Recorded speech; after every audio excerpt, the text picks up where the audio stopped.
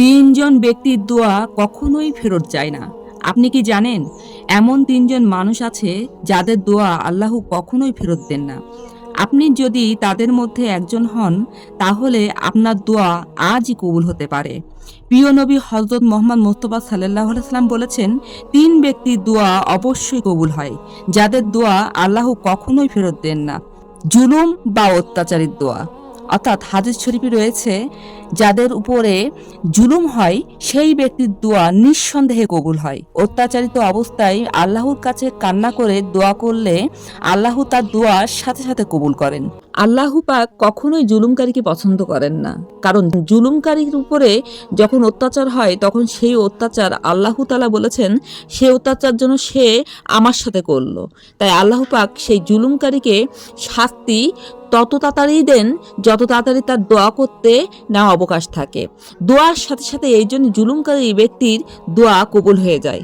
তাই জুলুম করার আগে অবশ্যই একবার ভেবে নেওয়া উচিত যে জুলুমটা আপনি কার উপরে করছেন। 2 নাম্বার, মুসাফিরের দোয়া অর্থাৎ ভ্রমণকারী।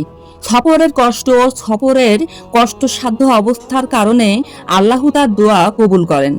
3 নাম্বার, পিতামাতার দোয়া। বাবা মা সন্তানের জন্য যে দোয়া করেন তা খুব দ্রুত আল্লাহ কবুল করেন। অনেক সন্তানরা আছেন যারা পিতা মাতাকে দেখতে পারেন না, খেতে দিতে চান না, খেদমত করে না এবং দুর্ব্যবহার করে পিতা এবং মাতার সাথে, এবং পিতা মাতার সংস্পর্শে এসে তাদের মূল্যায়ন করে না। এই সমস্ত সন্তানদের জন্য খুবই বিপজ্জনক, কারণ কোনো পিতা এবং মাতা যদি মন থেকে সন্তানদের যদি কুদোয়া দেয়, সেটা ভালো হোক আর খারাপ হোক। মনে রাখবেন, তাই এই 3 শ্রেণী ব্যক্তিকে কখনোই আপনারা কষ্ট দিবেন না। ভিডিওটি ভালো লাগলে অবশ্যই লাইক, কমেন্ট, শেয়ার এবং সাবস্ক্রাইব করে দিবেন। তিনজন ব্যক্তির দোয়া কখনোই ফেরত যায় না। আপনি কি জানেন? এমন তিনজন মানুষ আছে যাদের দোয়া আল্লাহ কখনোই ফেরত দেন না। আপনি যদি তাদের মধ্যে একজন হন, তাহলে আপনার দোয়া আজই কবুল হতে পারে। প্রিয় নবী হযরত মুহাম্মদ মুস্তাফা সাল্লাল্লাহু আলাইহি ওয়াসাল্লাম বলেছেন, তিন ব্যক্তির দোয়া অবশ্যই কবুল হয়, যাদের দোয়া আল্লাহ কখনোই ফেরত দেন না। জুলুম বা অত্যাচারীর দোয়া। অর্থাৎ হাদিস শরীফে রয়েছে, যাদের উপরে জুলুম হয় সেই ব্যক্তির দোয়া নিঃসন্দেহে কবুল হয়। অত্যাচারিত অবস্থায় আল্লাহর কাছে কান্না করে দোয়া করলে আল্লাহ তার দোয়া সাথে সাথে কবুল করেন। 2 নাম্বার, মুসাফিরের দোয়া অর্থাৎ ভ্রমণকারী।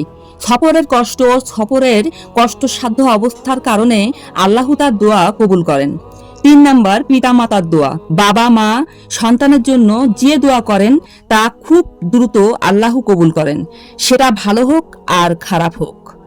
মনে রাখবেন, তাই এই 3 শ্রেণী ব্যক্তিকে কখনোই আপনারা কষ্ট দিবেন না। ভিডিওটি ভালো লাগলে অবশ্যই লাইক, কমেন্ট, শেয়ার এবং সাবস্ক্রাইব করে দিবেন।